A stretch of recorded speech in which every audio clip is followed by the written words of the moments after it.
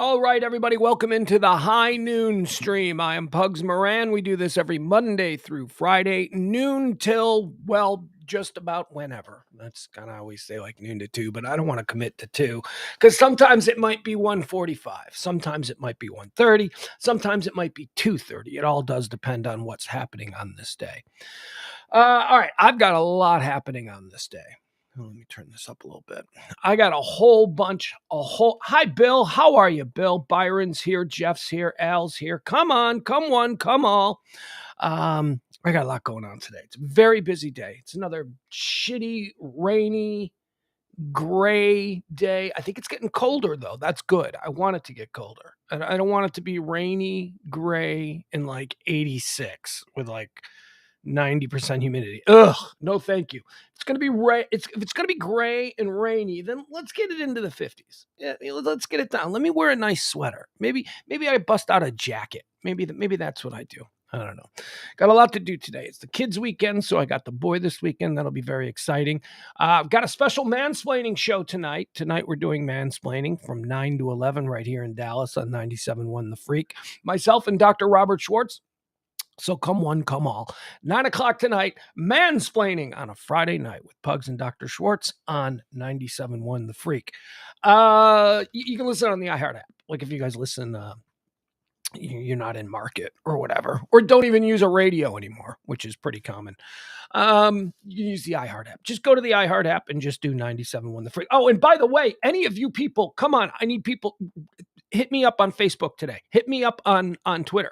If you want to participate, if you have something that you want to talk about with Schwartz and I, have a little fun and, whatever, hit me up. We're looking for callers because, again, we're out of rhythm.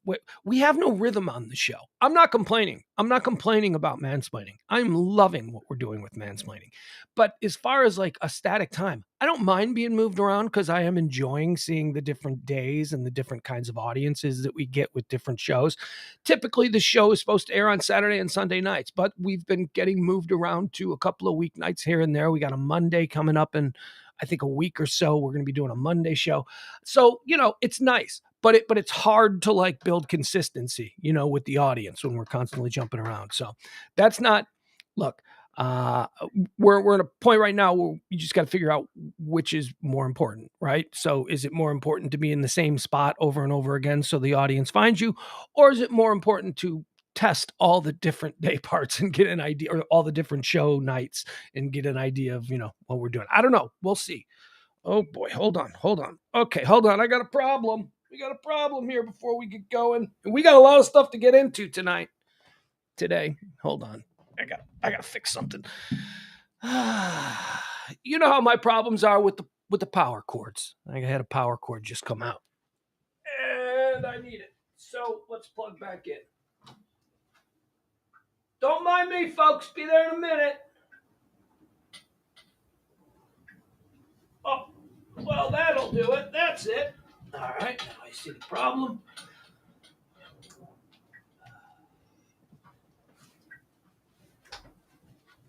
And we are back to normal. Ugh. All right, I'm basically wearing pajamas. Yeah, you saw me. I'm wearing sweatpants and like a sweat jacket, a zip up. It's cold, it's gray, it's rainy. Got a lot to do today. Oh my God. Okay, so let's not delay. Let's get into what today is. What do we do here on the High Noon Show? Well, every day at noon, we get together and we talk about the day, the date. We drill down on the date. Today, of course, being the 11th. 11/11. It's a big day for me. Woo, more on that later. So first thing we do is we go through all the history of the day. We talk about all the things that occurred on this date, November the 11th, throughout history. Then we go through some birthdays. We celebrate the contributions of people who were born unto this world on this day. And then at the end, we'll mourn some passings. Although, if I'm being completely honest, no passings today. There's not really a lot of, nothing really that made me, let's talk about that one. So we don't have really any passings today. And then, and only then, once I am certain that we all have a very firm grip on what today has been, as far as the history, as far as the births, as far as the passings. Then and only then do we go into the topics of the day. And then we jump into the trends, the headlines, anything that's happening, anything that's shaping the narrative of the world today. We'll go through it. And we do this every day, Monday through Friday. So make it a habit. Why not? It's a thing. Hi, Jeff. Jeff's here. Leslie's here. Jen is here. Jen says, Happy Veterans Day, guys. Any vets in our chat room? Byron said, is it 47 right now? I haven't been outside. I'm happy with it if it's 47 right now. That's good. 47 is good for a day like this. Yeah, I know, Jeff. We'll get to it. Like I don't get the same trending topics you get. Come on, Jeff. Did you think I would forget about Gallagher? We'll get into some Gallagher. We'll do a nice little Gallagher tribute. All right, but let's get into what happened on this day. It is November the 11th, year of our Lord 2022. It is the 315th day of the year. There are 50, count them, 50, not 40, 50, not 30, 50, not 60, 50 days remain until the end of the year. On this date in 1919, I wish. On this date in 1620, the Mayflower Compact is signed in what is now Provincetown Harbor near Cape Cod. Don't know what that is. What is the Mayflower Compact? I mean, I've heard of it. This is one of those things. It's like, I've heard of the Mayflower Compact. Question, Pugs, was the Mayflower Compact a thing? I would go, yes. Yes, it was a thing. What was that thing? I have no idea. I don't know what it was. Did they sign a contract? Were they like, hey, we're the people on the Mayflower. We live here now. Let's have Thanksgiving. That was on this day in 1620. On this day in 1831 in Jerusalem, Virginia, Nat Turner, true American hero, is hanged after inciting a violent slave uprising. Yeah, Nat Turner was a Virginia slave who was just like, this is some bullshit, y'all. And he paid the ultimate price for it. But there you go. That's hero status for you. On this day in 1889, the state of Washington is admitted as the 42nd state of the United States. Welcome to the party. Apple State. What is Washington known for? What is Washington? The state of Washington? Apples? Washington apples, right? That's Seattle. They got grunge music, but that's more Seattle. And I'm like, what? Yeah, well, I guess Seattle is in Washington. All right, moving on. On this day in, let's see, that was 1889, right? When Washington became.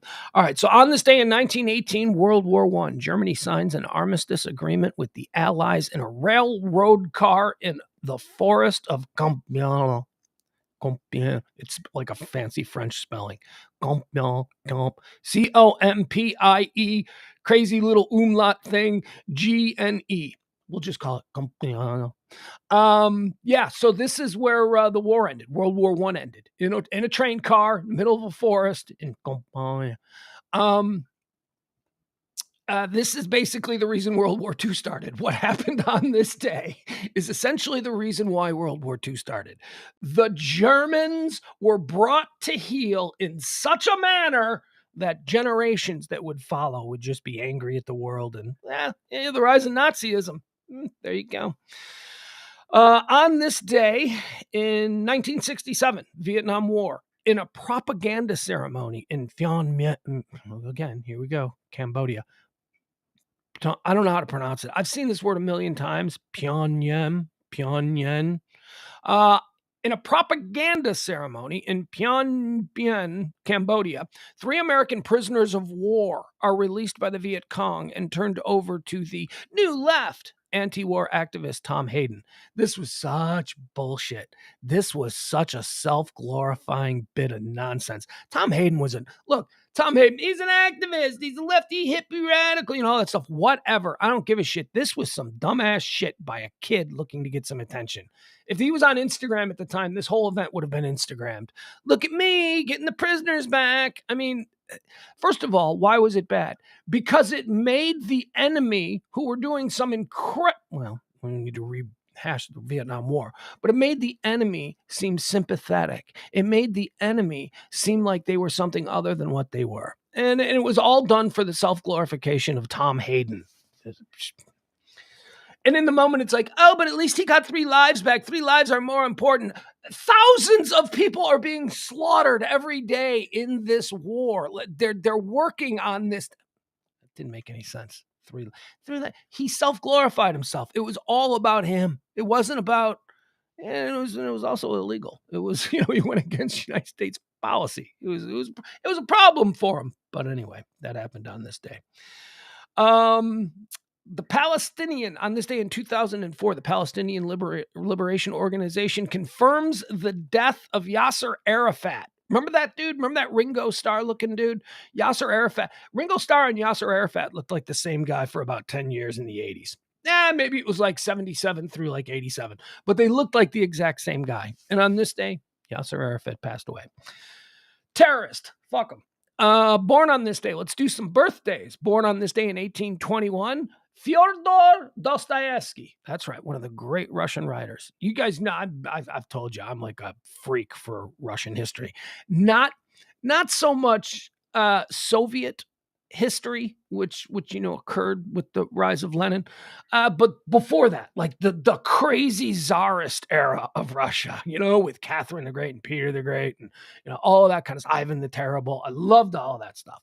Fascinating stories. And then the stories kind of got locked down during the Soviet Union. There weren't like a whole lot of Anyway, Russian medieval history is fascinating. Terrific. And Dostoevsky is not necessarily a medieval writer. He's born in 1821 on this day, but one of the great Russian writers. Crime and Punishment, right? The brothers Karamazov. Crime and Punishment's a tough read. I'm not going to lie. Certainly didn't read the whole book, but thought there was a period of time when I was in college. I should read some of this stuff. I'm into Russian history. I like Dostoevsky.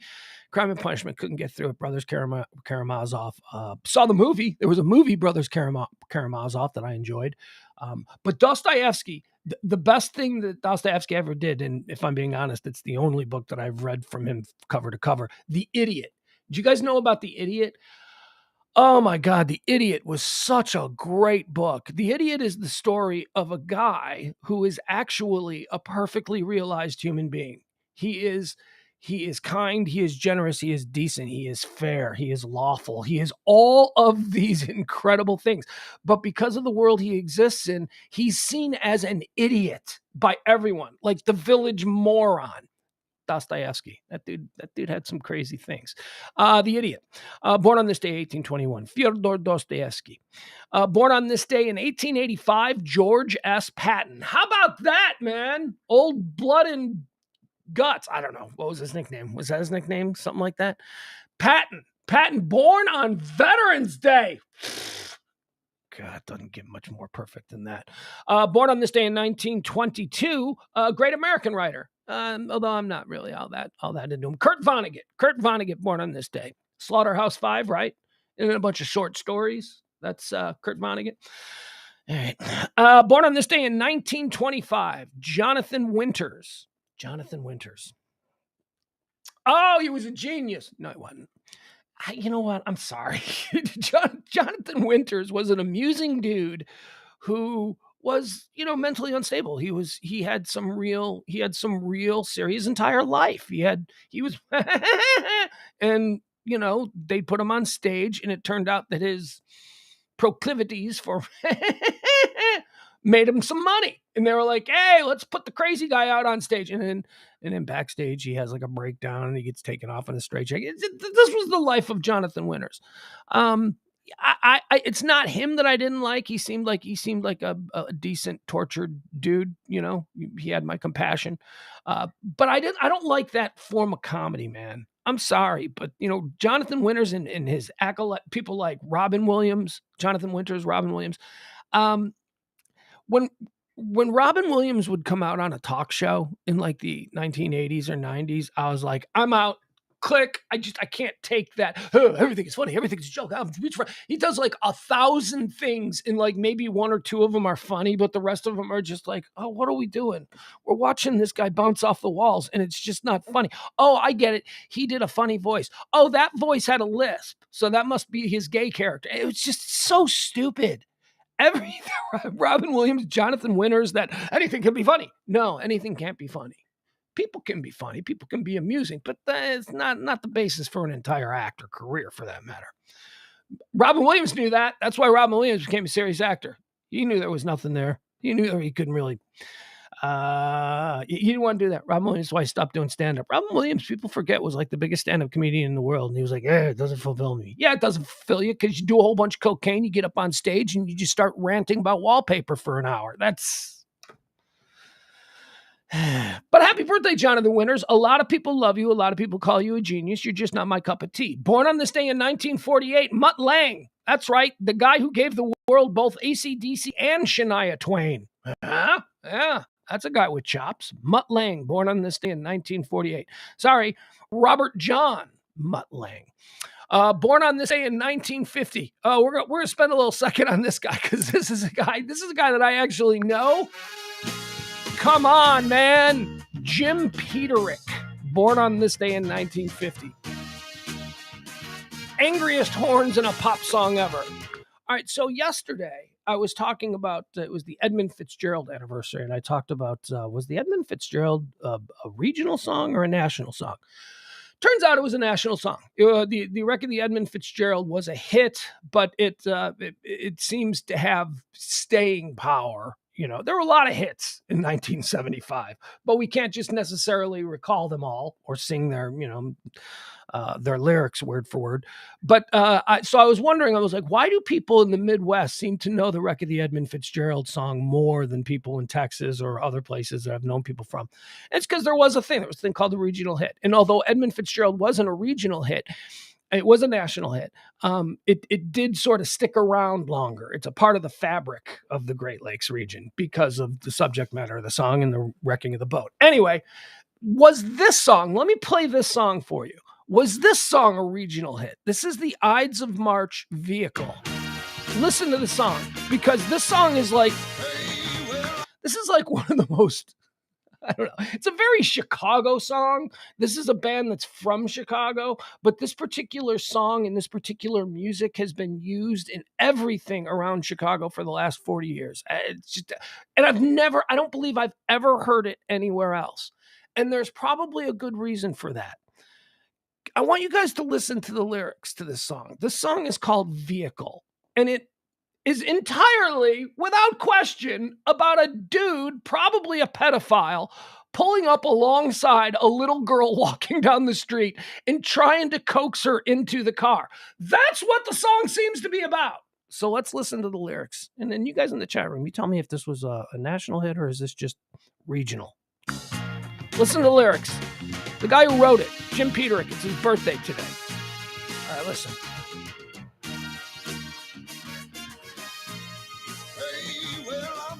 Stranger in the black sedan, won't you hop inside my car? All right, did you get that? I'm the friendly stranger in the black sedan. Won't you hop inside my car? I got pictures, got candy. I'm a lovable man, and I can take you to the nearest star. I got pictures. I got candy. I'm a lovable man. I can take you to the nearest star. Candy. He's got candy and nudie pictures. Who do you think he's talking to? I'm your vehicle, baby. I'll take you anywhere you want to go. I'm your vehicle. It is a jam, though. These horns are jam. Jam. Love you. Need you. Want you back to have your child. Great God in heaven, I think I love you. All right, I don't know. Was that song a hit? I don't know if that was like a national hit or what. But it's Jim Peterick's birthday.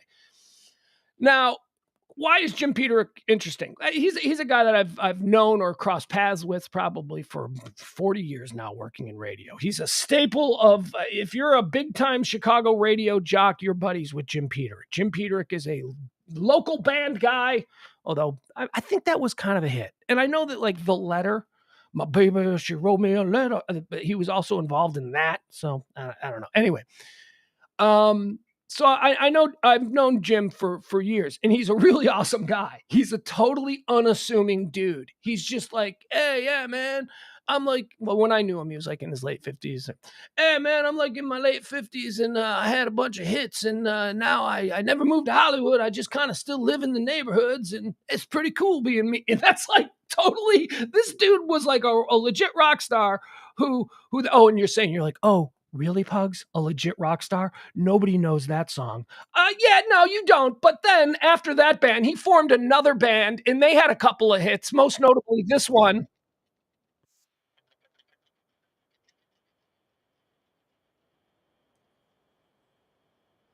Okay, this one was a hit. This one was a big. This dude is probably living in a 2,000 square foot bungalow in Berwyn, sitting atop Eye of the Tiger money. I'm telling you, it's his birthday, and it should be celebrated. A guy that lives like this. It's just oh, and you say, well, maybe there were other people involved. No, no, no, no, no. This dude in the 1980s just sat in his little bungalow and he just wrote hit songs for other people and never became famous. Here's another one you might know that he crafted. Well, 38.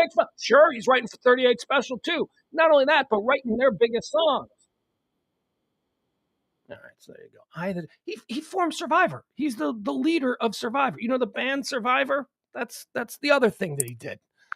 But this is the one, man, from like the early 70s, sung about kidnapping children. If you want to be a movie star, I can take you to Hollywood. Whatever. There you go. Happy birthday, Jim Peterick. The guy, he's really cool. He's like a really nice, cool, unassuming dude who you would just think is like the regular guy at the hardware store until you learn, oh, he wrote and sang Eye of the Tiger? That's him? Oh, actually, I don't think he sang it. I think he just stepped back and played guitar on that and hired somebody else. I don't know. We'll have to figure that out.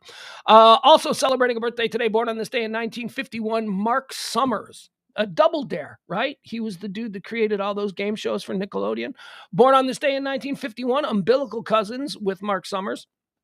Fuzzy Zeller, American golfer. Remember Fuzzy Zeller? Remember, didn't he say something about, he made some racist comment about Tiger Woods and chicken. I don't know. But then Fuzzy Zeller was gone. We never heard from Fuzzy Zeller again.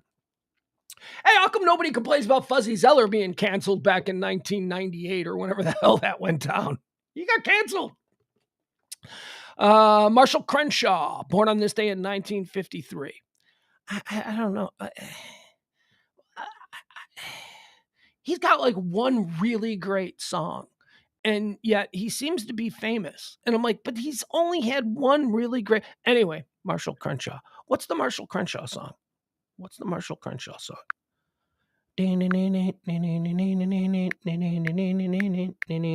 That one, right?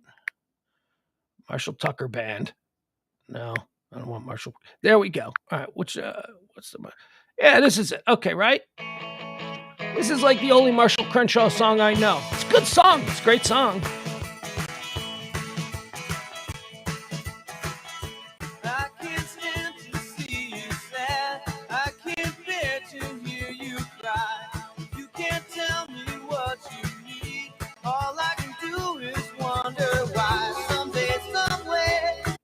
All right, very nice, Marshall Crenshaw.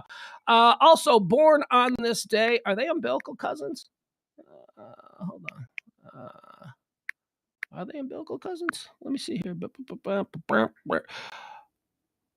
They, in fact, are. That is wonderful. Marshall Crenshaw is umbilical cousins with Andy Partridge. Andy Partridge, ladies and gentlemen. Now, I love me some Andy Partridge. No, he's not a member of the Partridge family. Andy Partridge is lead singer, principal songwriter for just one of the most underrated bands to come out of the 80s, XTC. God, was XTC great. This was Making Plans for Nigel. Where's the one? What's the other one? We're all just making plans for Nigel. This is a good one. Dear God from XTC. This is a great song. XTC was such a great band. Dear God, hope you got the letter and I pray you can make it better down here. I don't mean a big reduction in the price of beer, but all the people that you made in your image, see them starving on their feet, cause they don't get enough to eat from God. believe in you. That's not Andy Partridge. That's actually a child. Dear God, sorry to disturb you, but I feel XTC. You know, the problem with XTC was that Andy Partridge refused to get on an airplane. That was in the early days. They wouldn't tour because Andy Partridge, who's celebrating a birthday today, umbilical cousins with the great Marshall Crenshaw, who we've already determined only had one song. He was afraid to get on airplanes. So it's like XTC, the record companies were like, well, we can't promote you. You're not going to tour. You're not going to go do MTV. Anyway, happy birthday, Andy Partridge. Still a great band. Still a great studio band, XTC. Love them. Born on this day in 1960, Stanley Tucci. I like Stan. Who doesn't like Stanley Tucci, right? You don't know who he is? He might be a bit of one of them, what they call that guy actors, right? Stanley, bald guy. He's married to Emily Blunt's sister, which is probably pretty good. I don't know what Emily Blunt's sister looks like, but I have a mad crush on Emily Blunt. So that's pretty good for Stanley Tucci. Stanley Tucci has a new show. Well, he does movies. You know, he's doing all these movies and stuff, so he's always popping up somewhere. But he's got a show on CNN where it's just like Stanley Tucci goes to Italy and eats. That's it. It's just, and it's not good. It's boring. Stanley Tucci's kind of a pretentious guy. You know, he's like one of these New York Broadway types. And so here's the thing, though. CNN thought that, you know, after the untimely passing of Anthony Bourdain, they thought that they could just slide like Stanley Tucci in there and like recapture. Are you kidding me? Stanley Tucci ain't no Anthony Bourdain. So anyway, the Stanley Tucci show, Eating Italy or something. I don't know. It's called something like that. It's on CNN, and it's being blamed. CNN has recently announced that they are cutting back on documentary shows because Stanley Tucci tanked the whole process. Apparently, it's expensive, the show that he's doing, and ain't nobody care about Stanley Tucci eating spaghetti in Milan. Nobody cares. Born on this day in 1962, here's one. Here's a big one. Happy birthday to Demi Moore. Ladies and gentlemen, Demi Moore. Absolutely one of the A-list actresses of my generation. I come from the 80s, and so does she, although not really. She comes from the 80s. Yeah, I think Demi Moore might describe herself as having come from the 80s. Did she go crazy? Did Demi Moore go a little crazy? Did she have that thing where, like, beautiful women, you know, they just, like Madonna's going through right now, like Britney's going through right now, like, little difficulty transitioning to, you know, sexy matriarch, you know, still want to be the ingenue, still want to be the young Lolita type, but, you know, you're turning into the sexy maid. Might I direct your attention to Helen Mirren? Helen Mirren has made that move beautifully. Helen Mirren has gone from sexy ingenue to respectable to classy to just now like the sexiest 70-something-year-old you're ever going to meet. Anyway, happy birthday, Demi Moore. Demi Moore draft. You better believe it. We're going to do a Demi Moore draft. I love Demi Moore. I love her voice. I loved her voice until I realized that her voice is that way because she probably smokes 5 packs of cigarettes a day. Although people might say the same thing about me. You sound like you smoke 5 packs of cigarettes. Never smoked a cigarette in my life. Not one puff. Not one in my life. Never. This is all God's gift, baby. Demi Moore draft. All right. With the first pick in the Demi Moore draft, we are going to go with About Last Night. About Last Night. That's right. It's my favorite Demi Moore movie. Demi Moore, Rob Lowe, Elizabeth Perkins, Jim Belushi. Great movie. With the second pick in the Demi Moore draft, we're going with, you knew I had to, St. Elmo's Fire. Or as I lovingly call it, St. Elmer's Fudd. St. Elmo's Fire. I don't know what that movie was about, but it hit me at a place in my life where I was like, that's what I want to be. I didn't become that, but third pick in the Demi Moore draft, the third round, is going to go to The Seventh Sign. Ooh, spooky, scary. The fourth pick in the Demi Moore draft, we're going to give a little dramatic chops for. We're going to give her a little credit. We're going to show that she can act. How about A Few Good Men? A Few Good Men off the board. And the fifth pick in the Demi Moore draft, G.I. Jane. That's right, G.I. Jane. I liked it. I saw it when it came out. I thought it was good. I wasn't like, she can't be in the military because she's a lady. I liked it. She was hot, shaved her head. Wasn't crazy about that. All right, we are going to do some camp invites, though. Some undrafted free agents coming off the Hollywood gridiron. We're going to invite them to camp. We're going to put them through the paces. We're going to see what they got. Ghost is going to get. Ghost got a lot of hype. Didn't get drafted, but Ghost is coming in as an unrestricted free agent.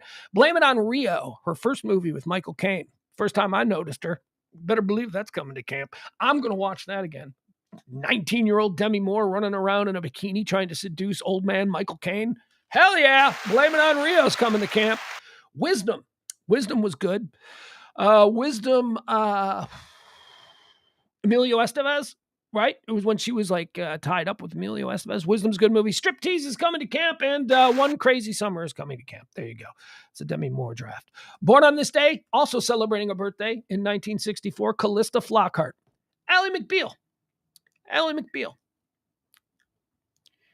It's all she's ever done, right? That's it. Oh, wait, isn't she married? Is she married to Harrison Ford?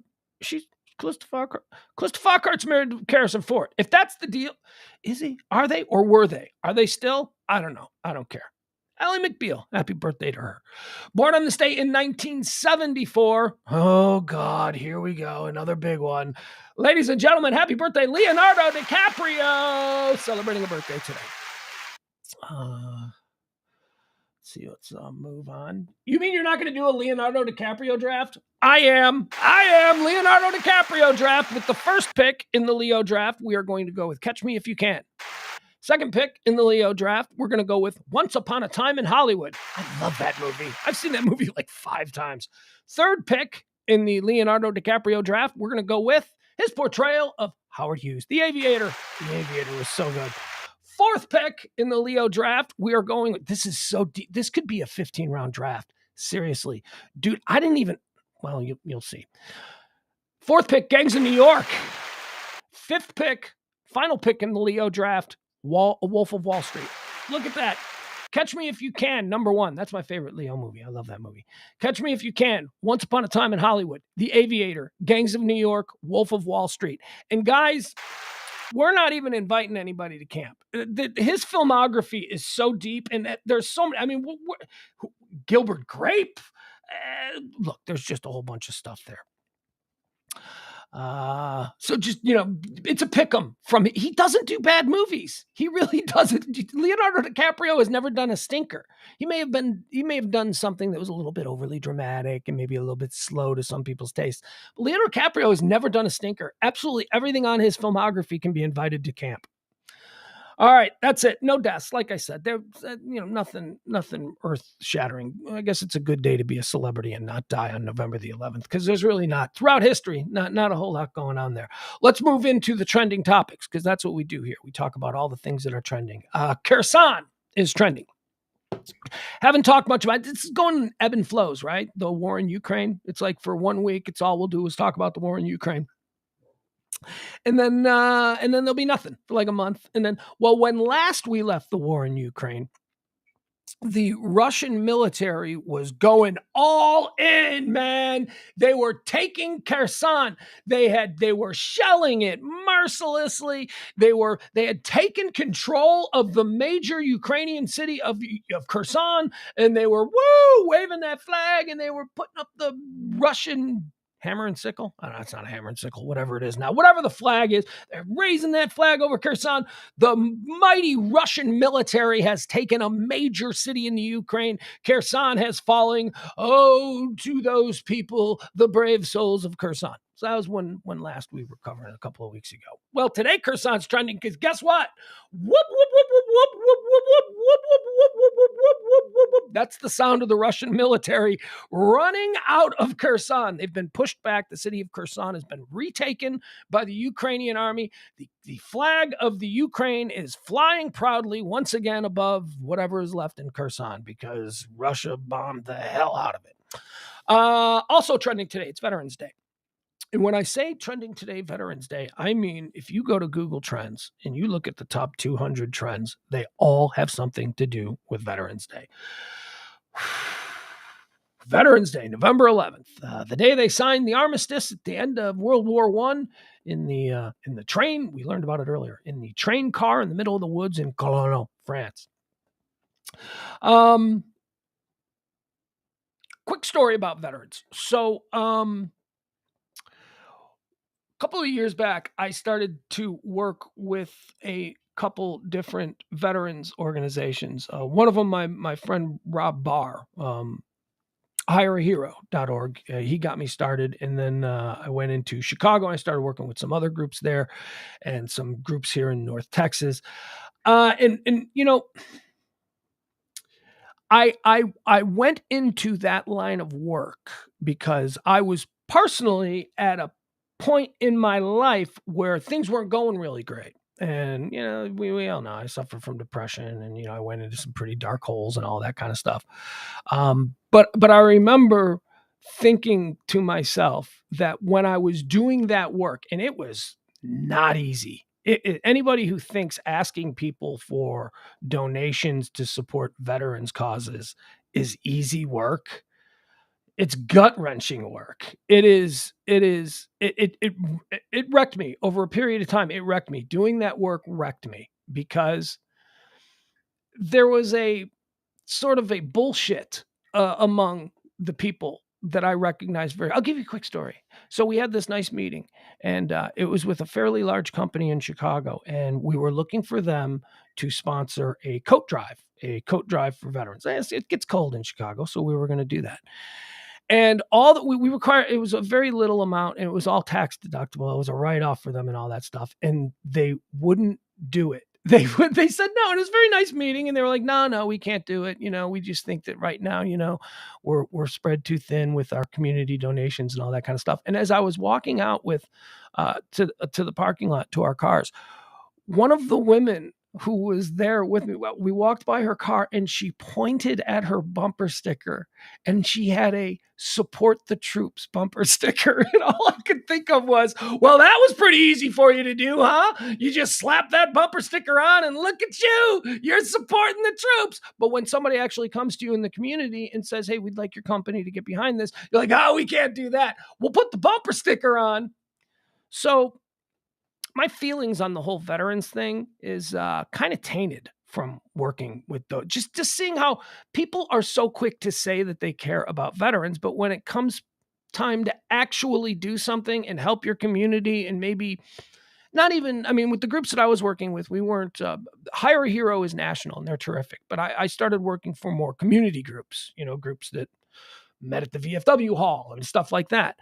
And it just really became such a bummer to me. You know, and especially when you consider that I started doing the work not because there was no money in it. I mean, it wasn't like I was going to be making a lot of money, but I remember being in such a dark place that I thought to myself, if at least when I went to bed at night, if I could fall asleep knowing that the stupid shit I did that day was actually kind of decent, like maybe it could have been, I needed that.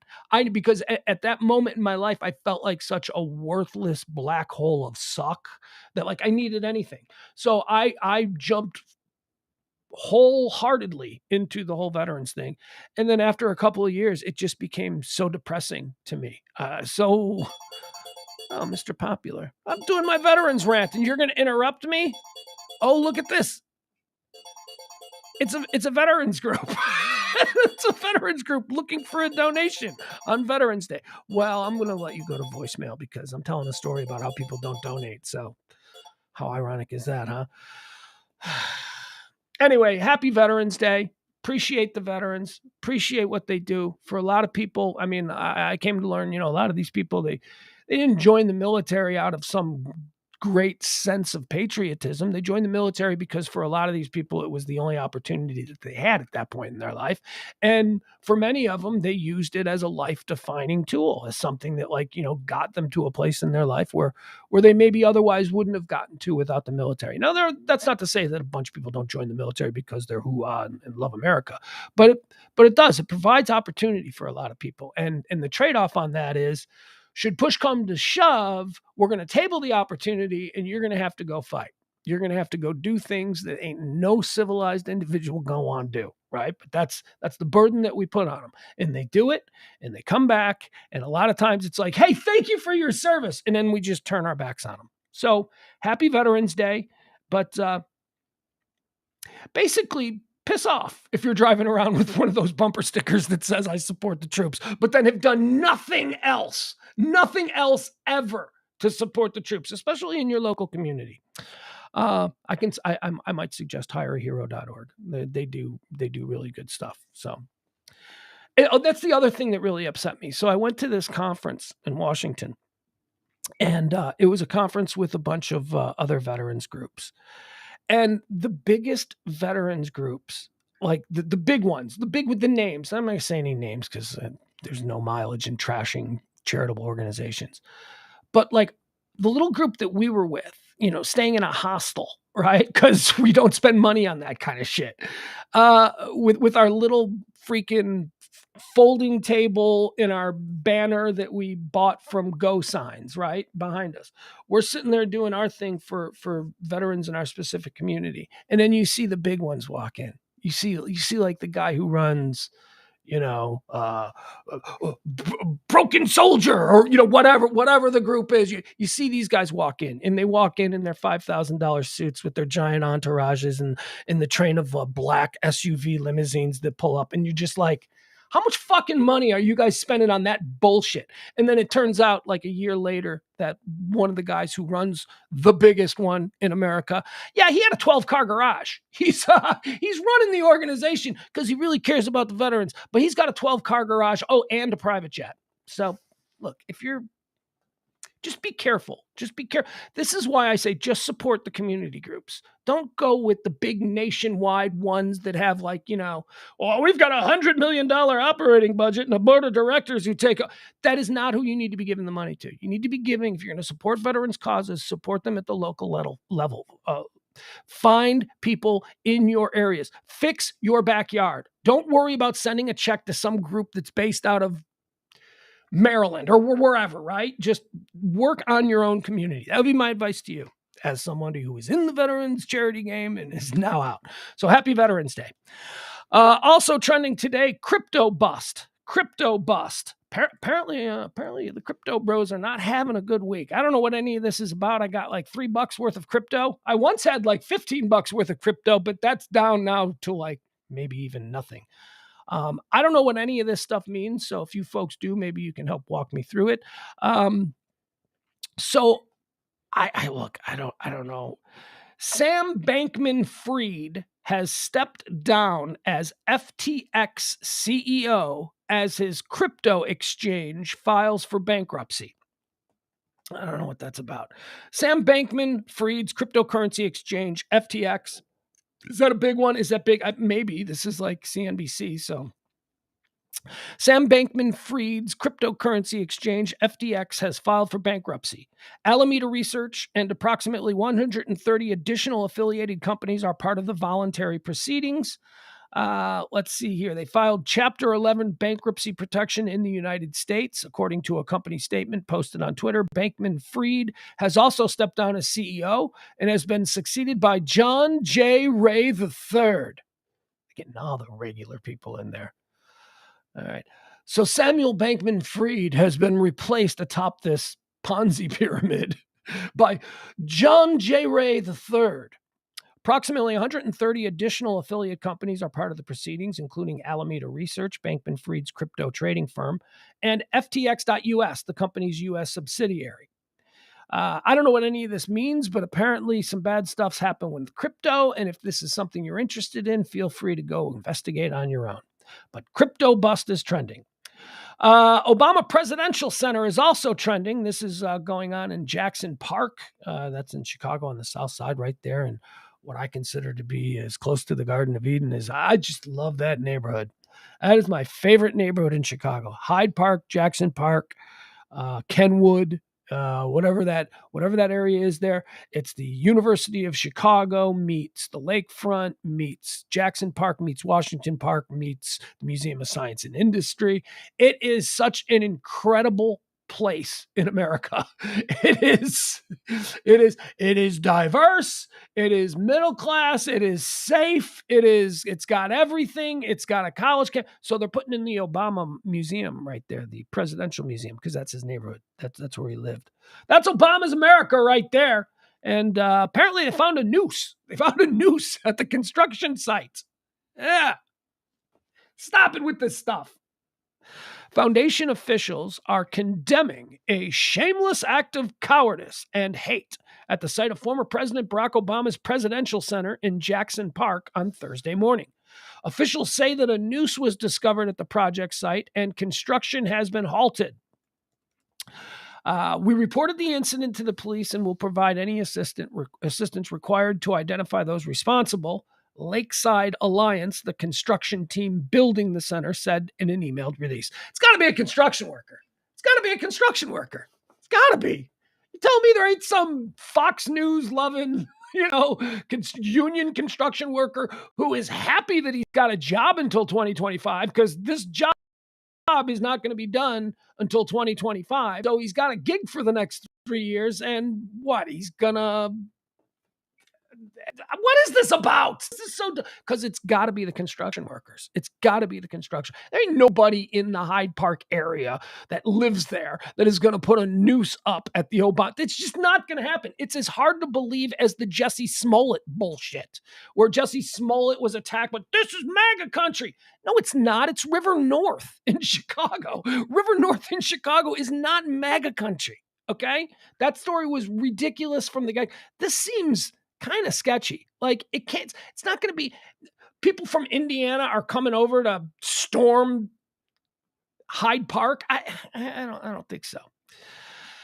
So it's a construction worker. So they got to know it's a construction worker. It's somebody there. And again, this guy's a moron. Obviously, he's a moron. If he thinks I'm going on news, he's obviously a moron there. But he's also a moron because they've shut down the job site now, pending an investigation. So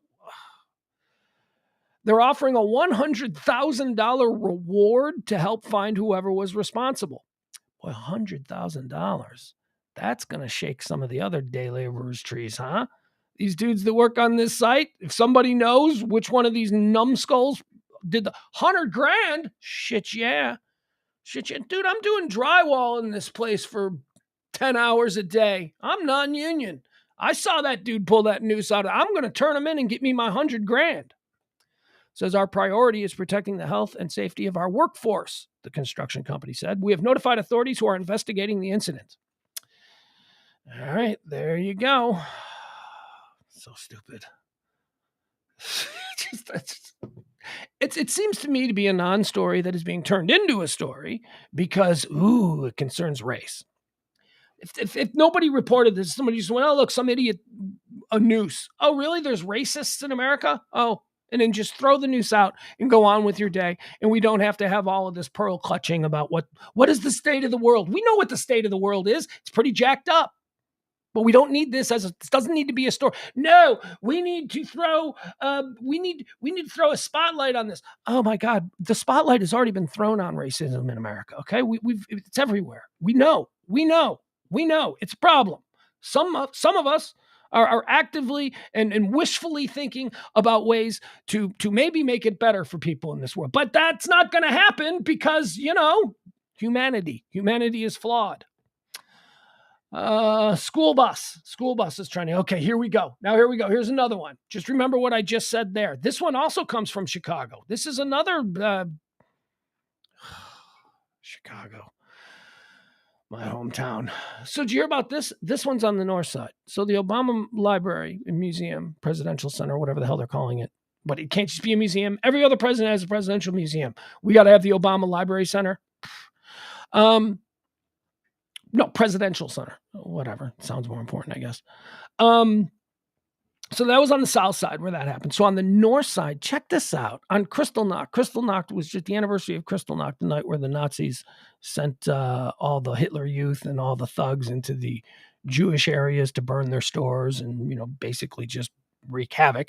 On the anniversary of Kristallnacht, a bunch of men in Chicago stormed a school bus filled with Jewish children from an Orthodox Jewish school and began screaming about Hitler, throwing racial slurs at the children. The anniversary of Kristallnacht. This is in Chicago.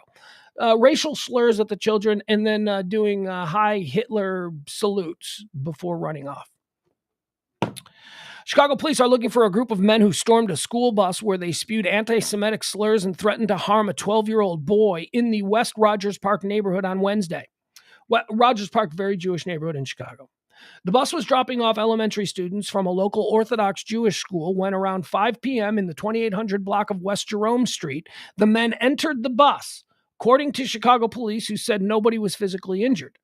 At one stop, 4 men jumped into the bus, hurled anti-Semitic slurs, and performed the Heil Hitler salute while terrorizing the children. After the men threatened to hurt a 12-year-old boy, they fled in an unknown direction. The Simon Wiesenthal Center is urging anyone with information about the anti-Semitic incident to contact the Chicago PD or the Midwest. Can we just... We're back to the Jew thing again? I thought after World War II, I thought after the whole Hitler thing, I thought we settled that. I thought we were just like, man, people have been really mean to the Jews for a long time. And now that's back? That's back. Why? Why is it back? Because for the past, 5 or 6 years, we've been saying the quiet parts out loud. That's right. That's right. Racist takes in conversation, anti-Semitic ideology, all of these things, which used to be whispered in back rooms because society had deemed it disgusting, has now suddenly in the last couple of years, and it has a lot to do with social media and the unchecked anonymity of people who are, participating in the discourse that is all over social media. They can say whatever they want. And so when people can say whatever they want and nobody shouts them down, it becomes normalized. And now we've got this normalization where a bunch of little Jewish kids are on a school bus going home on the anniversary of Kristallnacht, and a bunch of white Nazi dudes jump on board the bus. 2022, man. These little kids, a 12-year-old. What the fuck? I mean, the noose at the Presidential Center is stupid and doesn't need... That's just, okay, some idiot with a noose. Somebody's just, whatever. That's just dumb. This is different. This is a group of people emboldened enough to jump, basically hijack for a period of time, a school bus filled with children. It's dangerous. You can't have people just jumping on school buses. And you certainly can't have them jumping on school buses doing shit like this. Earthquake. Apparently there's been an earthquake. That's trending. There's an earthquake. Where was this?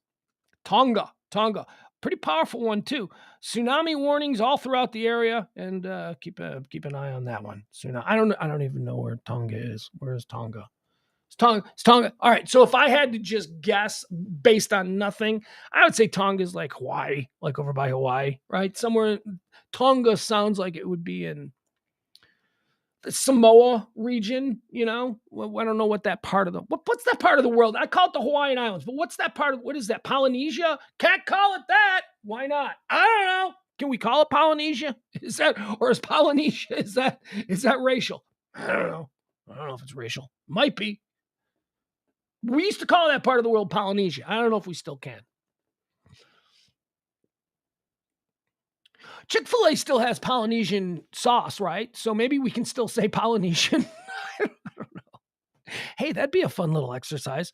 Let's try and get the word Polynesian banned. If it's not, and just for no reason, like there's no reason, it just sounds like it might be slightly racist. It just sounds like it might be, right? Slightly. Although, the one that I don't get? Chinaman. I don't get, look, I won't say it because obviously I just said it, I know, but I'm using it because we're grown-ups and we can have a conversation. Like, I never understood why. I knew a guy who was on the radio and he got in trouble for calling somebody a Chinaman. He's like, the Chinaman over there. And I remember, where's the lie? He's a man and he's Chinese. Why is calling him a Chinaman a bad thing? Why? I don't know. Where is the slur? Is the slur the man, or is the slur that he's Chinese? Or is it just wrong that we're acknowledging that we can tell where he's from? We're supposed to deny that, Hi, Hop Sing. Where are you from? Germany? What, are we supposed to pretend like everything's on the table when you're talking to somebody who's obviously from a part of the world where people in that part of the world tend to have the same skin complexion and the same hair color? And, that's, I don't get it. But let's do that. Let's all of us get together. Let's make Polynesian a slur. Can't say. Well, let's start with Chick-fil-A. Let's make Chick-fil-A change the name of their Polynesian sauce. Let's make them call it Hawaiian sauce or pineapple sauce. Anyway, apparently there was an earthquake in Tonga, which may or may not be in Polynesia, which may or may not be a racial slur in 2022. I don't know. All right, here's one for Jeff Glenn. Here's one for my guy, Jeff Glenn. Gallagher, that's right, Gallagher has died.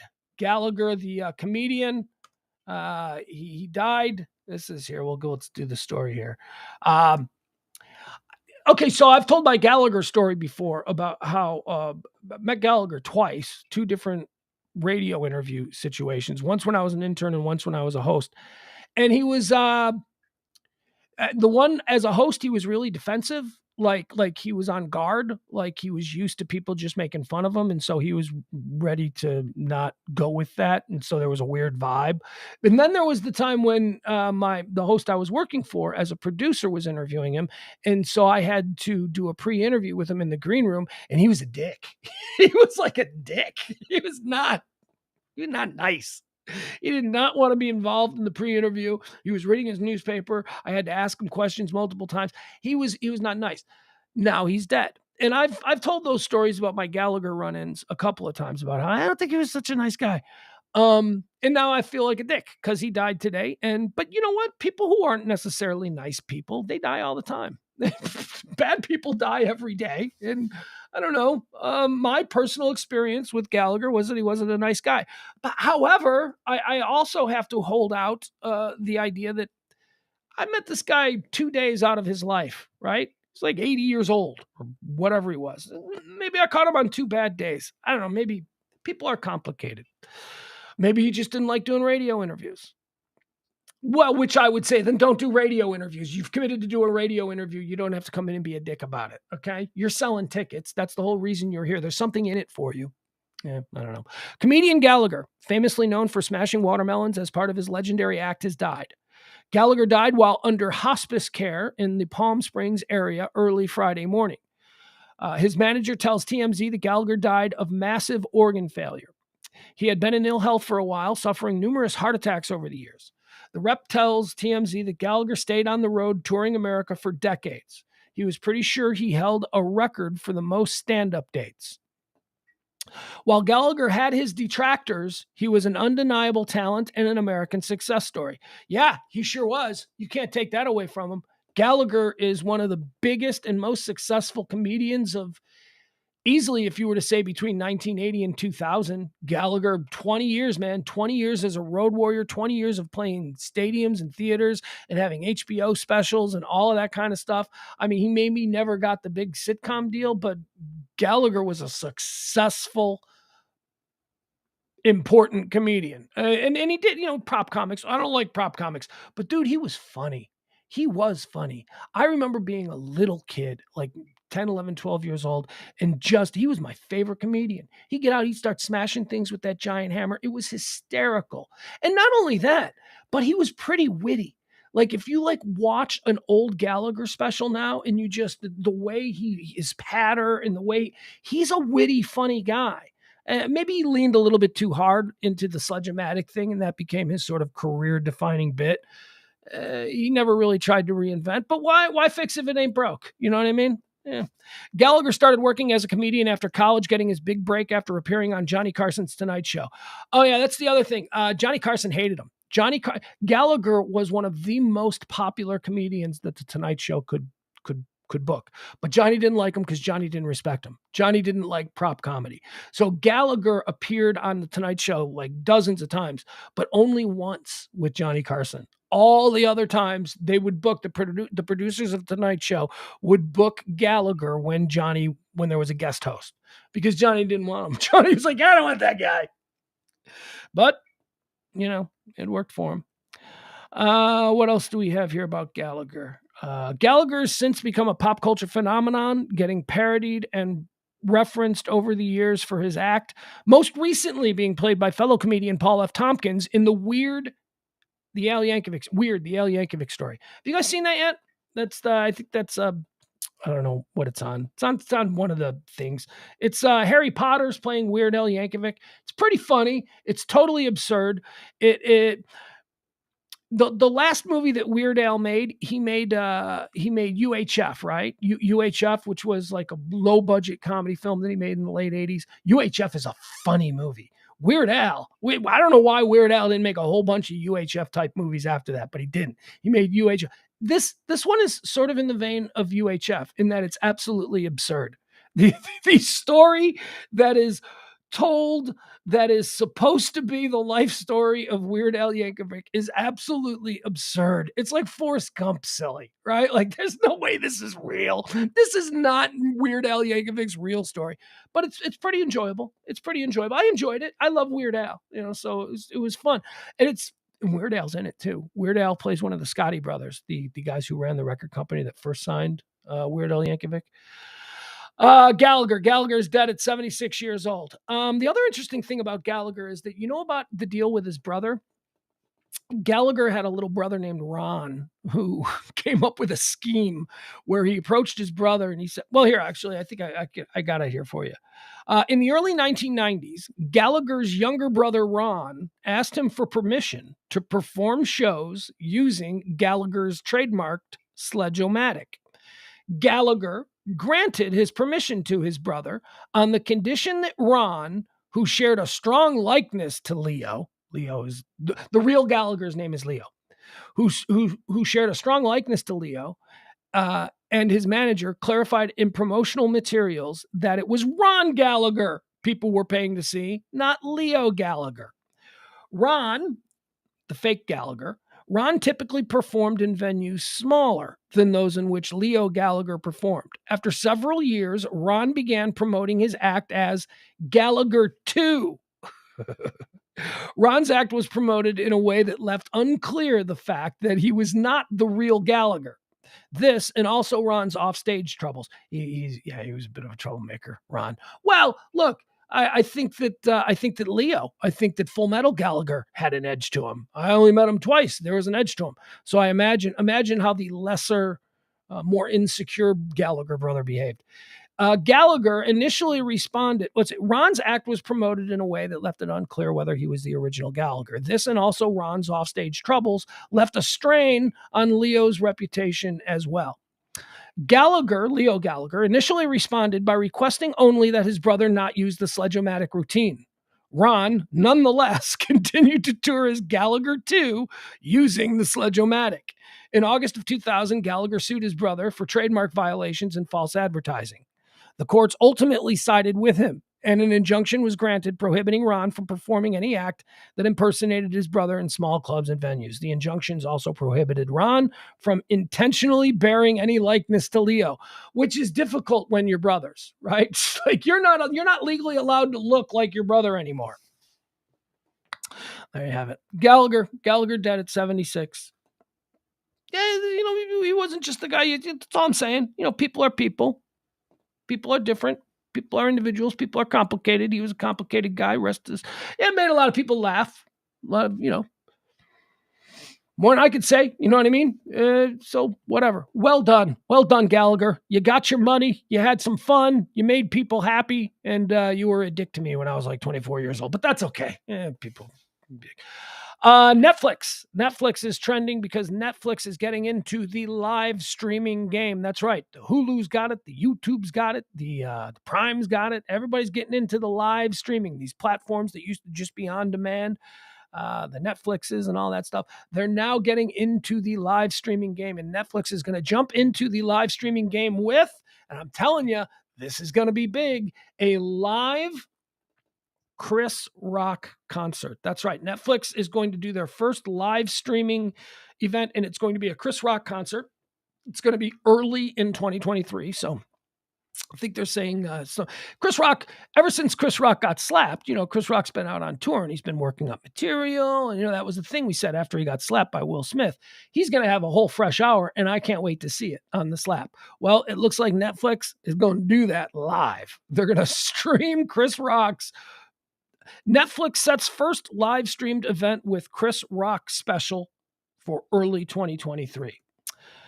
Let's see what the story. Netflix will stream an event live for the first time next year, with comedian Chris Rock hosting a real-time special for the on-demand platform that has lured millions of viewers away from traditional broadcast television.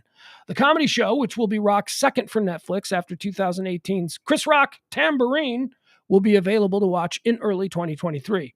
Chris Rock is one of the most iconic and important comedic voices of our generation, said Netflix comedy vice president Robbie Pra. We're thrilled the entire world will be able to experience a live Chris Rock comedy event and be a part of Netflix history. I think this is great. I think that's one of the things that I miss live TV. I miss sporting events is pretty much the only place we get it these days.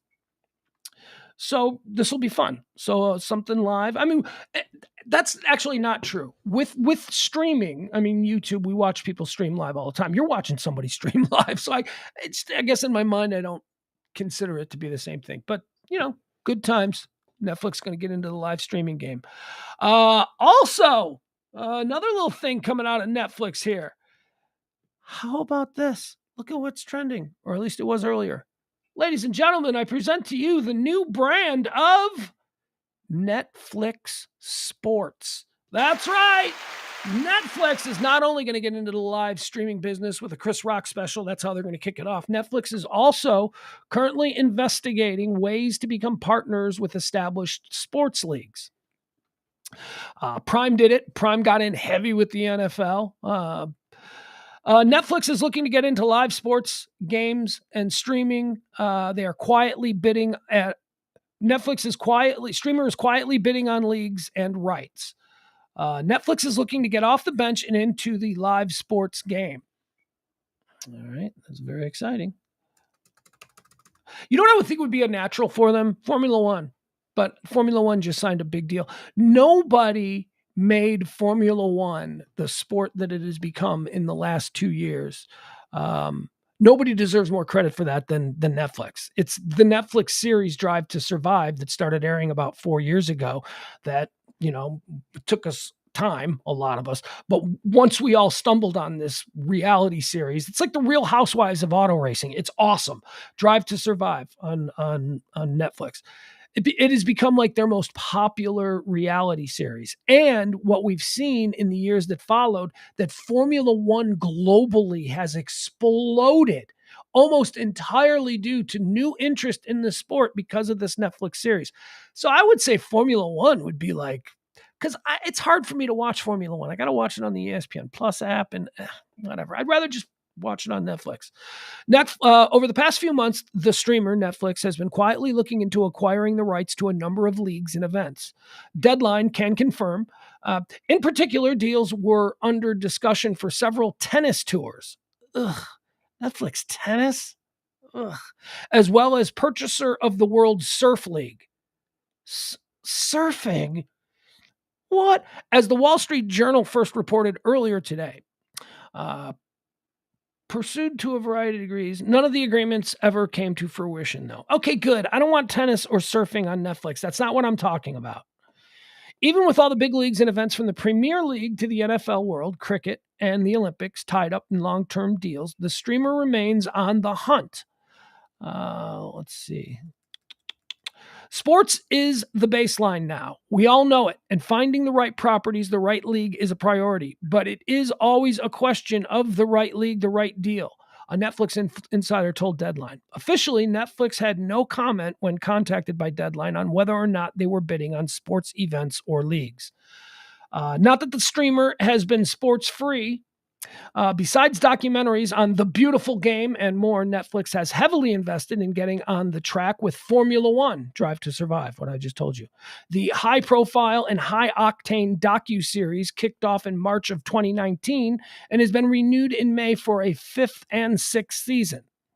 Having said that, the notion of live sports or live programming of any kind on Netflix has long been publicly resisted by the company's management team.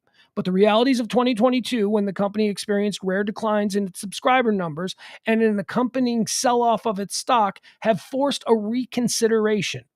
While the company has often pegged its total available market at about 1 billion subscribers, it has privately began considering the upside of sports as an enhancement.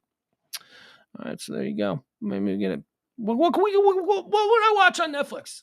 NBA? You know, they're gonna have to invent a sport. Maybe if Netflix wanted to start their own football league, and they could just play.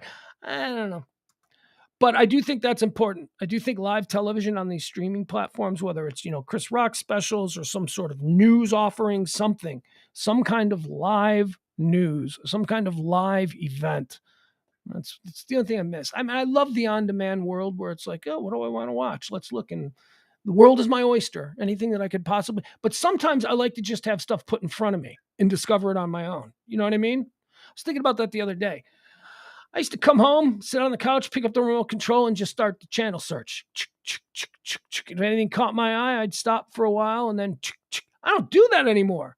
Now it's all, all right, what app do I want to watch? All right, let me click the app. Bloop, bloop. And then it spins, and it spins. And then the page comes up, and then it's another button. Bloop, bloop. And then it spins, and it spins, and it spins. And then the page comes up. You can't channel flip that way. It takes too long. Look, I know that things are probably better today than they were in 1996. But in 1996, I could sit there with my remote control and I could fly through about 150 channels in 30 seconds. Bam, bam, bam, bam, bam, bam. It was easy. Now it's like, well, I've committed 30 seconds of buffering to this show, so I can't just flip out of it, because the next channel I go to, the next app that I open is going to take another 30 seconds to buffer. What are you going to do? Student loan forgiveness. A judge in Fort Worth has put the kibosh on that, at least for the time being. Biden wants to forgive student loans, and a judge in Fort Worth said, no, you can't do that. So student loan forgiveness is trending because of that. Rainn Wilson is trending. Oh my God. Who doesn't love Dwight Schrute, right? Speaking of the Weird Al Yankovic movie, Dwight Schrute, Rainn Wilson himself. Rainn Wilson plays Dr. Demento. A crazy, totally made up, fictionalized version of what Dr. Demento was. It's very funny. Look, the movie it's funny. If you like that kind of stuff, if you go in knowing it's absurd and it's really stupid humor and none of this stuff is true, but just go along for the ride, you'll enjoy it. But if you're like, Weird Al never dated Madonna, you're not going to enjoy the movie, okay? Because of course Weird Al never dated Madonna. But in the universe that this movie takes place in, I'll give you I'll give you something else that's funny. Just give you an idea of how absurd the Weird Al movie is. So, and I love it. In the Weird Al movie, Weird Al decides that he's not going to do song parodies anymore, because he's had a bunch of song parodies, and he's I love Rocky Road, like a sturgeon or surgeon, all these had these hits. And he decides that he's going to write real music now. He wants to be an artist. And this is in the movie. So he writes the song Eat It. And the song Eat It becomes like this big international hit. And people are like, man, Weird Al's not doing parodies anymore. He's got this new song called Eat It. And then Michael Jackson comes out with a parody version of Eat It called Beat It. And Weird Al gets really mad because that's the absurdity of the movie. That Weird Al's Eat It was the original song, and Beat It by Michael Jackson was the parody. You have to go for that ride if you're going to enjoy the movie. Anyway, Rainn Wilson plays Dr. Demento in the movie. Rainn Wilson is trending because Rainn Wilson has changed his name. Rainn Wilson is a climate activist, and he has now officially changed his name. I even checked it on Wikipedia, and yep, his legal name is no longer simply Rainn Wilson. Rainn Wilson, Dwight Schrute from The Office, has changed his name to, are you ready? The Office actor Rainn Wilson changed his name to Rainfall Heatwave Extreme Winter Wilson to bring attention to climate change. He revealed the name on a video he posted to his social media where he told his followers, this is not a joke. Wilson explained that he wanted to bring attention to create He wanted to bring attention to climate crisis as the world leaders meet for the United Nations climate change. Oh, shut up. Dwight Schrute changed his name. You think that's going to have any influence at the climate crisis? Really? These people, they think so much of themselves. Yes, you have influence, but you have Dwight Schrute influence. You know what that means? That means a bunch of 45-year-old dads know who you are and think that you're funny from 20 years ago. You're not Leo DiCaprio. You're Dwight Schrute. You're Rainn Wilson.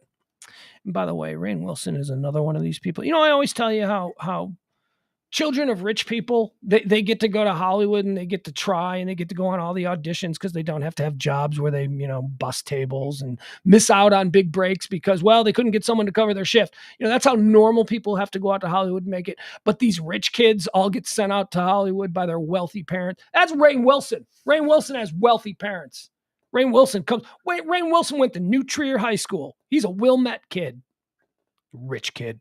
Rainn Wilson, changing his name to Rainfall, Climate Change, Heat Wave, Wilson, whatever. And I like him. I love Dwight Schrute. I think Rainn Wilson is funny. I can't with this stuff. Lando Norris is trending. Who's Lando Norris? See a Star Wars figure? No, he's not. Lando Norris drives for McLaren. He is an F1 driver, and he's trending because they're down there in Brazil for second to last race of the Formula One season? I'm not sure. I don't know. Look, this season in F1 was over a couple of weeks ago. So it's like, we know who the driver is. We know who the manufacturer is. We know who won this season of F1. So why still watch? Anyway, Lando Norris got some food poisoning the other night. He got some bad, what do they eat in Brazil? What's in Brazil? What do they got? Fogo de Chao. Some bad Fogo de Chao. I've never had bad Fogo de Chao. Fogo de Chao is awesome. Food poisoning, so he wasn't going to race. But now it's looking like he might race. But I'm telling you, man, that car, the cockpit of a Formula One car during race day is no place to have the shits. It's no place to be going through some stomach stuff. So good luck to you, Lando Norris. Lando Norris is one of my favorite drivers. I love McLaren. McLaren is my favorite team. Big orange car. I like McLaren, Lando, and Danny Ricciardo. Although I guess Danny's not going to be with them anymore. I don't know where Danny's going to go. But I do like Lando Norris. So that I hope that he gets his shits under control. Lindsay Lohan is trending. Lindsay Lohan is trending today because she's got a new movie on Netflix. It's like it looks like a stupid Hallmark Christmas movie, She falls and she bumps her head and she forgets she's a princess and she ends up marrying the drywall guy. You know what I mean? It's like it seems like one of those kind of deals. But Lindsay Lohan's in it, and Lindsay Lohan's getting all kinds of attention. And I've been saying it for years. Be on the lookout for the Lindsay Lohan comeback, because I am telling you, she is not down for the count. Of course, she's a train wreck. She was a drug addict, crazy party girl. I'm 15 and famous, whatever she was. She was nuts, and she went through all of that. But I have said this from the beginning, and I will draw the comparison to Robert Downey Jr. There is not a person in America who in 1997 would have bet on Robert Downey Jr. to be the Robert Downey Jr. that he is in 2022. Not one of you. Most of you would have assumed, myself included, that he'd have been long dead by now because Robert Downey Jr. was a supreme fuck up. He was a massive loser. He was in jail. He was an addict. He was all kinds of crazy, silly stuff.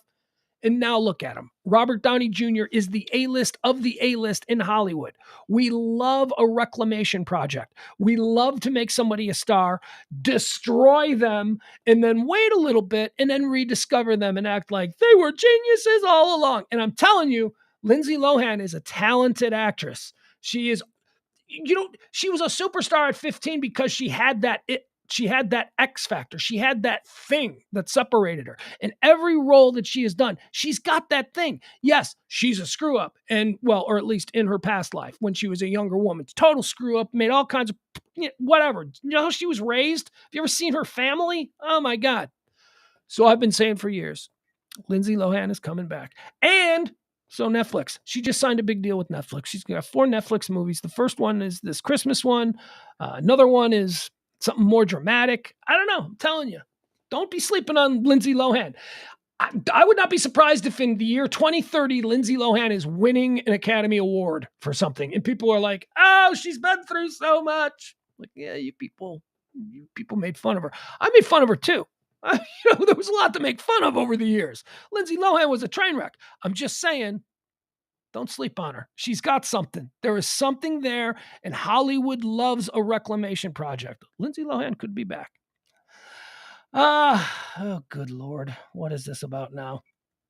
Miss America is trending. Miss America is trending because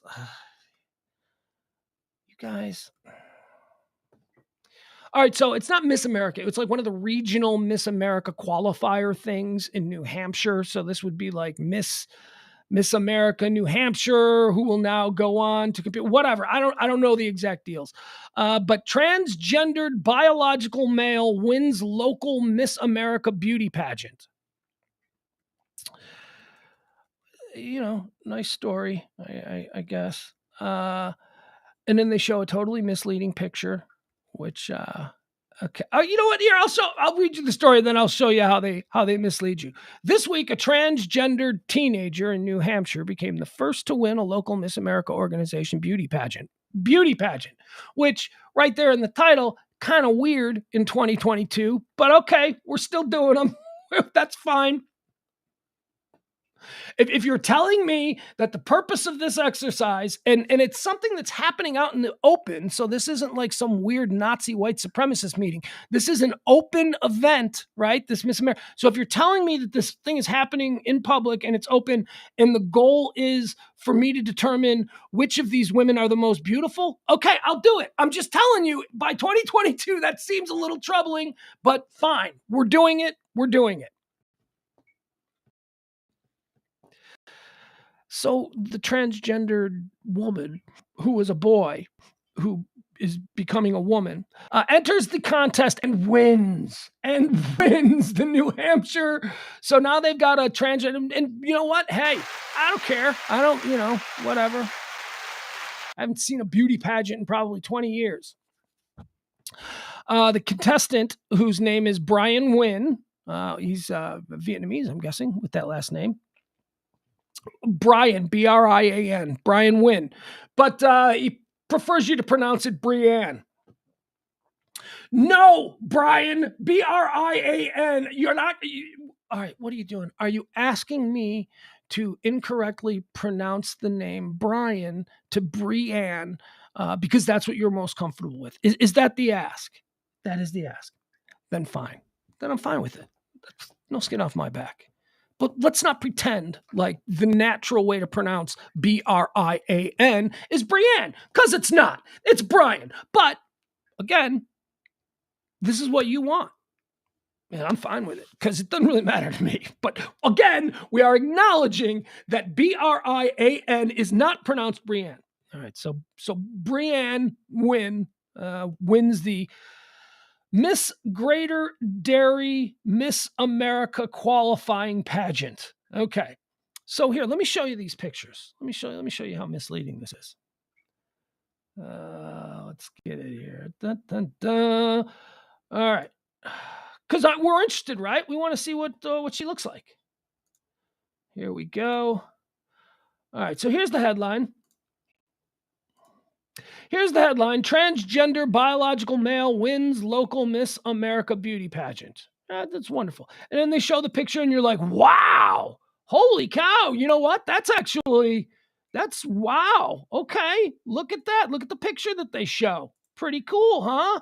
Yeah, that ain't Brianne. This is not Brianne. This is a stock picture. This is probably a woman. I don't know. I don't know these days. I don't know.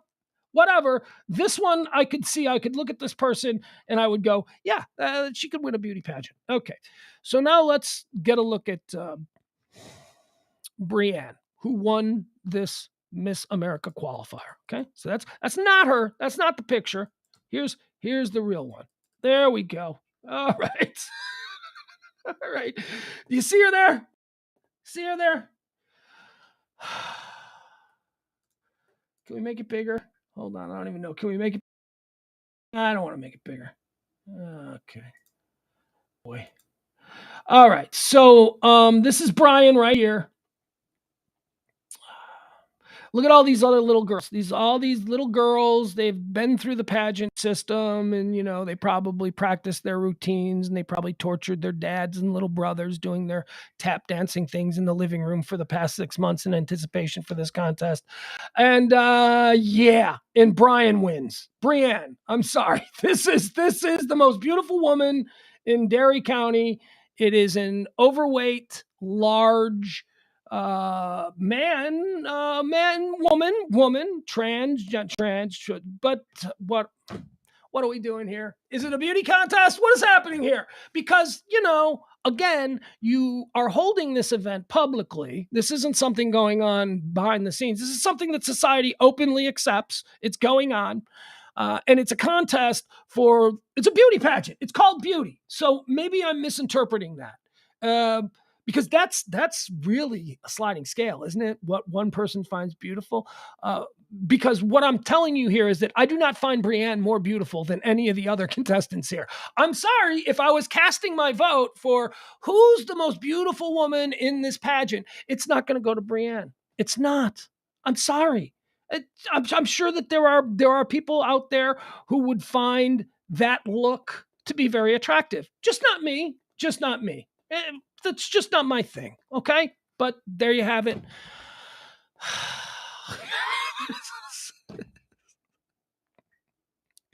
First of all, the pageants, especially at the local level, the small time pageants that, I guess we've seen toddlers in tears, that whole thing. That is such a crazy money grab. I had a friend, a woman that I knew who came up in the 80s and 90s doing beauty pageants. And she was a hardcore man when she was like between like 8 and like 19, right? It's all about scholarships. She would get into these beauty pageants and all this kind of stuff. She wasn't beautiful. She wasn't even hot.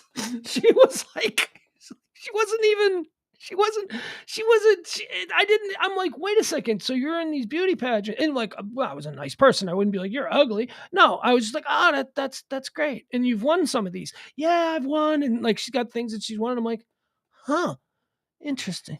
Okay, well, it's a sliding scale. What people find as attractive and beautiful, it's whatever. All I'm telling you is, if I am voting, if it's a beauty pageant and I got to vote for the most beautiful woman in this picture that we're looking at, I don't see how I cast my vote for the one who eventually won, which is the transgendered, born a man named Brian, who is now a woman named Brienne, and this is your winner. So, okay, God love her. God love her. You do you. But what are we doing here? I don't know. Beauty pageants? Pog's beauty's in the eye of the beholder. Yeah, but not really with beauty pageants. Not really. Because it's a panel of people and it's sort of a consensus. So it's not the individual. Anyway, there you have it. There you have it. They can go away, right? Beauty pageant. We don't need beauty pageants. We got porn now. What? Beauty pageants. Do we need these things? All you got to do is go to Google and put hot girls, and then boom, just endless pictures of hot girls. Just scroll through them. There you go. That's your beauty pageant. The Crown is trending. Oh, I'm so excited about The Crown. I discovered another new show, though, on Amazon Prime, folks. If you're looking for something to jump into this weekend, I discovered I had one of those moments where I found a show that I'd never heard of before, started watching it, and I was an episode and a half into it, and I went, oh my God, this freaking show is awesome. It's on Amazon Prime. It's called The Gangs of London. It's called The Gangs of London, and it's about the underworld in London, modern times. It's about the Afghani mafia and the Italian mafia and the Irish mafia, and it's all kinds of. Oh, it is so good. So if you're looking for something to jump in, season 1 fully loaded right there on Prime. Season 2, apparently it's like a BBC Sky show or something. I don't know, but anyway, Gangs of London. It's really good. super violent, like super violent, but it's a cool mafia show. If you like movies about underworld people and all that kind of stuff, it's interesting. It's interesting because, I don't know much about the London underworld, but apparently it's quite a thing. It's quite a thing. A lot of shit gets shipped through London. But The Crown, speaking of other shows that I'm watching, The Crown is trending because this season of The Crown has a lot to do with Diana in how Diana and Charles they didn't really like each other. They didn't really like each other at all, and it was really rough on Diana. And that's kind of what this season is talking about. So, a former butler to the Queen's confidant, Queen, whatever, worked for the Queen for like years and years and years. He's now saying that this is some bullshit about the way The Crown is depicting how Diana was treated. He's saying she wasn't treated that badly. He is specifically saying there is a scene where it's becoming an untenable situation for Charles and Diana. Charles is with Camilla all the time. They're married. Charles and Diana are still married, but they don't live in the same place. They don't speak to each other. They have to meet at a predetermined location before they show up together to events, like official events. Like they don't drive to the events. They don't get dressed in the same place. Like they basically have to pull into a parking lot, and then Diana's got to get out of her Jaguar and into the Rolls Royce of Prince Charles, and then they drive the rest of the way together so that people think that they're still together, but they weren't together. They like hated each other. And there is sort of like open conversation in this season of The Crown about what to do about the Diana and Charles thing, because the Queen ain't budging. The Queen is like, yeah, sucks to be you. You're the future King of England. She's the mother of the next King of England. You guys ain't getting a divorce. You guys need to stick this out. You guys need to be better. And at the same time, Andrew is there. Andrew, pedophile. Now we know about Andrew. Andrew's going through his issues with Fergie. But Andrew's totally cool about it. Andrew's like, yeah, Fergie wants a divorce, and we should give it to her because she's really cool and everybody likes her, and we're really shitty to Fergie too. And that was Andrew's whole take on the Fergie thing, which was interesting. He's sitting there talking to his mummy, the Queen, and he's trying to get her permission to dissolve the marriage between him and Fergie, Princess Fergie. And he says, and the Queen loved Fergie. The Queen's like, oh, I love her. She's so wonderful, blah, blah, blah. And he's like, yeah, that's what we do. We go out there and we marry these people, and they're wonderful people, and the whole country falls in love with them because compared to us, they seem like really nice people. And then we bring them into this family and we beat all of the charisma and the kindness and the decency. We beat it out of them. And I don't want to do that to Sarah. That's Sarah Ferguson. So, Andrew came off pretty good. He was like, let Sarah go. Come on, man. Let's leave her alone. She's awesome. We all like her, but she's miserable. That wasn't the deal for Charles and Diana. So the conversation started to get into the area of Charles realizing that the only way that he's going to be happy with Camilla is if Diana dies. If Diana were to die, that would solve so many problems. So that's basically what's being suggested in this season of The Crown. And I think it's true. I think it's absolutely true. I mean, I think that the only way that Charles was going to be happy as the future King of England, who is the now King of England, was if Diana was dead, because he didn't want to be with her. He wanted to be with Camilla. And so now the former butler to the Queen is like, that's some bullshit. They never talked about wanting Diana dead. They never talked about fixing the brakes on her car. So that's one of the things that is depicted in this season of The Crown. Anyway, it's good. I like The Crown. It's good. Also, was it last season or this season? I think it was I watched the final episode of the previous season before I go into the first episode of the new season. And it was the final episode of last season where we got to see Margaret Thatcher and like just the takedown of Margaret, the political. You think politics are nasty here. Oh my God. The way they finally got Margaret Thatcher out of the 10 Downing Street. Oh, it was good. I love The Crown. It's good. What else do we have here? I think we're just about out. I think we're out. Oh, this is kind of funny. We can scroll through this. So, we're having a problem with Twitter verification. Do you know about this? So basically everybody can get a verified blue check now on Twitter. It used to just be you had to be a celebrity to get a verified blue check. But now, like, everybody can get a verified blue check on Twitter. All they got to do is pay $8. So, if these desperate people who've always wanted to feel some form of importance by having a blue check, they're now able to pay for it. Now, the downside of this is you can pay for your blue check and you get the blue check next to your name, which heretofore had meant that you're official, you're legit. You can get the blue check, but then you can change your name to anything you want. So you pay for the blue check. And then if you want to become Nike America, you become Nike America with the blue check. And this is becoming a problem for Twitter. And I'm going to show you some examples because over the last few days, people have basically just gotten their blue checks and they're now just co-opting brands, well-known brands. So here's one. This comes from old blue check Lockheed Martin. Lockheed Martin tweeted this, not the real Lockheed Martin. Lockheed Martin, fake account with the now official blue check, tweeted, "We will begin halting all weapons sales to Saudi Arabia, Israel, and the United States until further investigation into their record of human rights abuses." All right, not good. Because I am guessing that they probably didn't really send that. All right, how about American Girl? American Girl dolls. Felicity owned slaves, they say. So again, this is not American Girl. This is actually just somebody who paid for a blue check and then changed their name to American Girl. Roblox. We're adding sex to Roblox. Roblox. Blue check Roblox. Put that out. Okay. How about this one? BP Global, British Petroleum. Just because we killed the planet doesn't mean we can't miss it. BP Global, blue check mark. These are fun. AIPAC, I don't know what that is. That's apparently a company. We love apartheid, they say. Eli Lilly. Okay, so pharmaceutical company, Eli Lilly.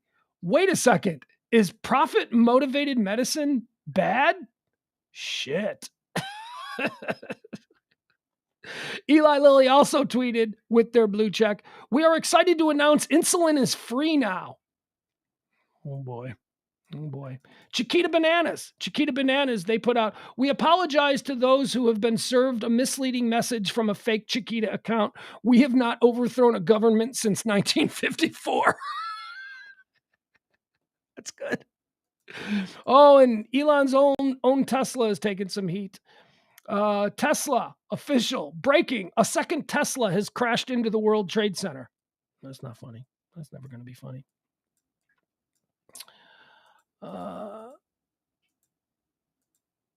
Okay. All right, I guess that's it. Anyway, that's a little bit of an issue going on with the verification process where when anybody can buy a blue check and suddenly become official in some way, shape, or form, you're gonna have the clowns. The clowns are gonna get involved because that's what we do. One more thing that I want to show you here, and then we're gonna get out for the day. I want to show you this. This was trending last night. This went viral last night. I had never seen this before. I don't know what this is. You ever see a new animal? You ever seen like an animal? Like you think, you're a certain age, you live in this country for a period of time. You figure you got a pretty good handle on animals, right? I if you showed me like an animal from Mars, I would go, yeah, that's probably from Mars because I have never seen that on Earth, ever in all my years. So here's this new animal. Look, it's not a new animal. It's an animal that's been around. Check this thing out. Tell me what the fuck this thing is. All right, are you watching this? All right, watch. Look at this thing. All right, first of all, right there, right? What is that, a horse? What are we talking about here? What is going on with that thing? That looks like a horse, doesn't it? That's what? It's not a horse, people. Check this thing out. Now, what is that, a horse or is that a fox? What the hell are we looking at? Look at the legs. Look at the long-ass legs on that thing. Ladies and gentlemen, this is what's known as a South American maned wolf. This is not a fox. This is just, look at this. I've never seen this animal before in my life. Look at this magnificent creature. Look at that thing. Look at these legs. They have these legs because they live in the open savanna. I didn't know there was a savanna in South America, but apparently there is. They live in the open tall grass savannas of South America, and they use their long legs to travel great distances at high rates of speed. Look at that. I had no idea that thing existed. I don't know what that is. It looks like a horse right there. That's a horse. Thing looks like a horse. All right, that's it. We got nothing else. We're done. We're good. That's going to do it for today's show. We will be back on Monday for more of, what do we do here? Hold on a second. Oh, now I'm not ready. Oh, sorry. Yeah. We'll do more shows on Monday. Monday, high noon. This is gonna do it for the weekend. You guys have yourself a great weekend. I'm gonna go get my kid this afternoon. I gotta clean the house. I gotta go food shopping. Then I gotta pick up my kid. And then tonight we're doing an episode of Mansplaining with myself and Dr. Robert Schwartz. 9:00 tonight on 97.1 The Freak right here in Dallas. Check us out. If you can't listen in market, you can very easily just go to the iHeart app. The iHeart app is everywhere. It's probably on your smart TV. And then just go to 97.1 The Freak. And at 9:00 tonight, you can listen to Mansplaining. What else do I need? Oh, callers. I need you. Adam, call in tonight, dude. We need Jeff Ballard. Jeff Ballard, can you do a call in tonight? Ross, you guys do a call in tonight? Jennifer, come on. Reach out to me. Reach out to me, whether it's in Facebook or on Twitter or whatever it is. I'm going to need to line up some callers. Again, I don't care. I don't really want to know what it is that you're going to call in about, because I want it to stay as real and natural as possible. But because we're jumping around so much, we can't really rely on there being an audience, there that knows how to call in. So I need my people. I need my Adams who know how to do it. I need my Jeffs who know how to do it. We need people who know how to do a call in, because a lot of times we're getting wonderful, nice new people who are just stumbling on the show, but they like, hey, so what are you guys talking about? You get that. And it's like, no, that's not how this works. It's not how this works. Here's how it works. Ring, ring. Hey, you're on Mansplaining. And then boom, you got to jump in. Hey, Bugs and Dr. Wolf, or Dr. Schwartz. Here's the deal. This is my story. You got to get right into it. So I need people who know what they're doing. So if you guys want to help me out tonight, that would be great. I will be reaching out to you. I will be sending you people emails. I will be, if you've helped out in the past, I will be reaching out to you this afternoon. There you go. And if you can, you can. You can't, you can't. But geez, please, that's not a big deal. Still love you. We're still friends. We're good. But I just need a couple to count on, like two or three that I know are going to be good calls. And then we'll just let the chips fall where they may with the rest of them. Sometimes you find gold. Sometimes you need people to be plants. All right. Like the dancing bear, trained to be the best, y'all. Yeah, Jennifer had to be dumped twice. But I appreciated the call. It was good. Didn't know what it was going to be about. We had a nice little conversation. Jennifer was wonderful. But we had to dump her. She said 2 bad words. 2 bad words. It weren't even bad words. I think she said like asshole and shit, which aren't even like bad words. That's okay.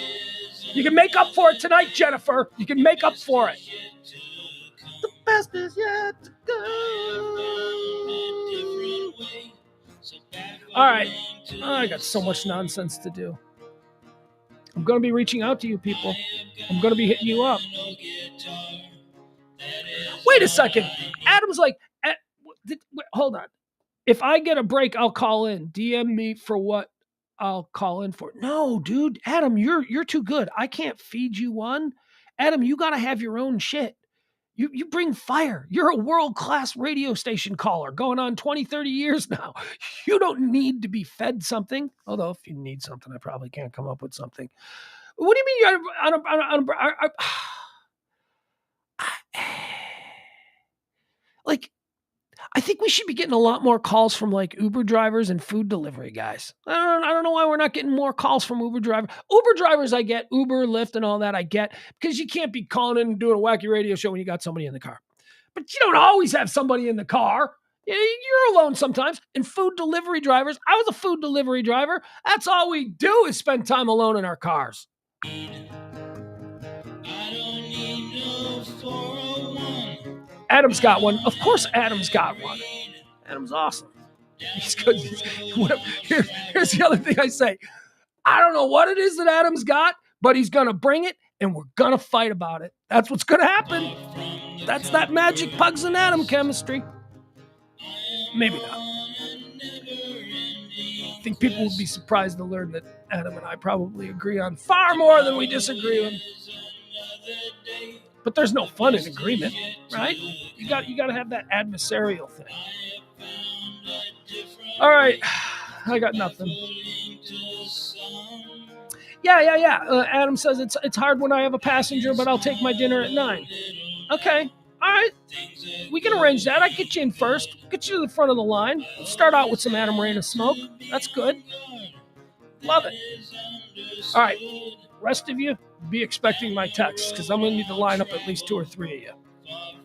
And I can't count Adam because he's working. So that's not a locked in. Adam is just, we'll figure it out. All right, bye, everybody. Have a great weekend. Enjoy the weather, whatever this is. We'll see you on Monday. And again, tonight, 9 o'clock, 97.1 The Freak. Mansplaining with me and Schwartz.